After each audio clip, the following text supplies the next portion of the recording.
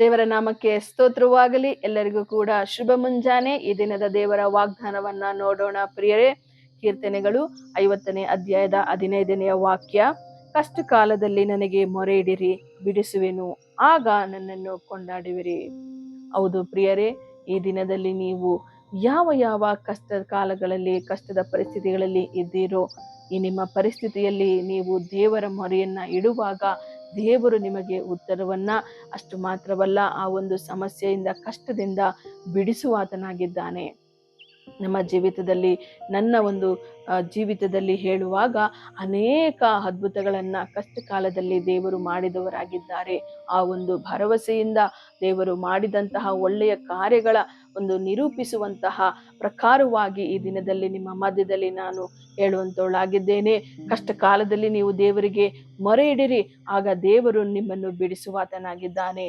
ನಾವು ಯಾವ ಮನುಷ್ಯರನ್ನ ಎದುರು ನೋಡುವಾಗ ಅವರು ನಮ್ಮನ್ನ ಬಿಡಿಸಲಿಕ್ಕೆ ಸಾಧ್ಯವಾಗದೇ ಇರಬಹುದು. ನಾವು ಅನಾರೋಗ್ಯ ಸಮಸ್ಯೆಯಿಂದ ಇರಬಹುದು, ಅಥವಾ ಸಾಲದ ಸಮಸ್ಯೆ ಆಗಿರಬಹುದು, ಕಷ್ಟ ಕಾಲಗಳಲ್ಲಿ ನಾವು ಹೋಗುತ್ತಿರಬಹುದು. ಈ ಎಲ್ಲಾ ಸಮಸ್ಯೆಗಳಲ್ಲಿಯೂ ಕೂಡ ಯಾರು ಮಾಡಲಾಗದಂತಹ, ಯಾರು ಬಿಡಿಸಲಾಗದಂತಹ ಕಾರ್ಯಗಳನ್ನ ದೇವರು ಮಾಡುವುದಕ್ಕೆ ಸಾಧ್ಯವಾಗ್ತದೆ ಪ್ರಿಯರೇ. ಆದುದರಿಂದ ಇಲ್ಲಿ ಕೀರ್ತನೆಗಾರನು ಹೇಳಿರುವ ಹಾಗೆ ದೇವರು ನಮ್ಮೆಲ್ಲರಿಗೂ ಕೂಡ ಆಲೋಚನೆಯನ್ನ ಕೊಡ್ತಿದ್ದಾರೆ. ಕಷ್ಟ ಕಾಲದಲ್ಲಿ ನನ್ನನ್ನು ಕರೆಯಿರಿ, ನನಗೆ ಮೊರೆ ಇಡಿರಿ, ಆಗ ಬಿಡಿಸುವೆನು. ಈ ಕಷ್ಟ ಕಾಲಗಳಲ್ಲಿ ನೀವು ಧೈರ್ಯಗುಂದದಂತೆ, ನೀವು ಕುಗ್ಗಿ ಹೋಗದಂತೆ, ನೀವು ದೇವರಿಗೆ ಮೊರೆ ಇಡುವಾಗ ನಮಗೊಂದು ನಿರೀಕ್ಷೆ ಇದೆ ಪ್ರಿಯರೇ. ಕ್ರಿಸ್ತನಲ್ಲಿ ನಮಗೊಂದು ನಿರೀಕ್ಷೆ ಇದೆ. ಆದುದರಿಂದ ನೀವು ಕುಗ್ಗಿ ಹೋಗಬೇಡ್ರಿ.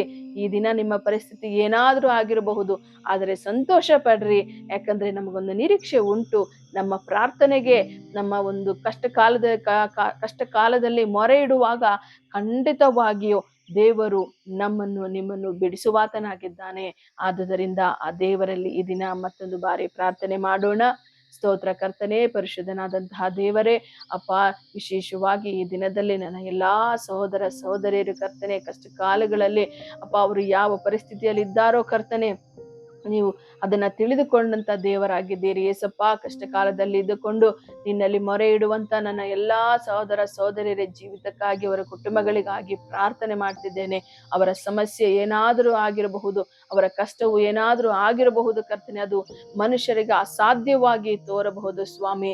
ಆದರೆ ಬಿಡಿಸುವೆನು ಎಂಬುದಾಗಿ ನೀನು ಹೇಳಿರುವಂತಹ ವಾಗ್ದಾನದ ಪ್ರಕಾರವಾಗಿ ಅಪ್ಪ, ನನ್ನೆಲ್ಲ ಸಹೋದರ ಸಹೋದರಿಯರನ್ನ ಆ ಕಷ್ಟ ಕಾಲದಿಂದ ಬಿಡಿಸಬೇಕಾಗಿ ಪ್ರಾರ್ಥನೆ ಮಾಡ್ತಿದ್ದೇನೆ. ಈ ದಿನದಲ್ಲಿ ಅವರಿಗೆ ಕರ್ತನೆ ಬೇಕಾಗಿರುವಂತ ಬಲದಿಂದ ಸ್ವಾಮಿ, ಧೈರ್ಯದಿಂದ ತುಂಬಿಸಿ ಕರ್ತನೆ, ಒಂದು ನಿರೀಕ್ಷೆಯಿಂದ ನೀವು ತುಂಬಿಸಿ ನಡೆಸಬೇಕಾಗಿ, ಅವರ ಕಷ್ಟದಿಂದ ಸಂಪೂರ್ಣವಾಗಿ ಬಿಡಿಸಬೇಕಾಗಿ ಯೇಸು ಕ್ರಿಸ್ತನ ನಾಮದಲ್ಲಿ ಪ್ರಾರ್ಥಿಸಿ ಬೇಡಿ ಹೊಂದಿದ್ದೇನೆ ಕರ್ತನೆ, ಆಮೇನ್.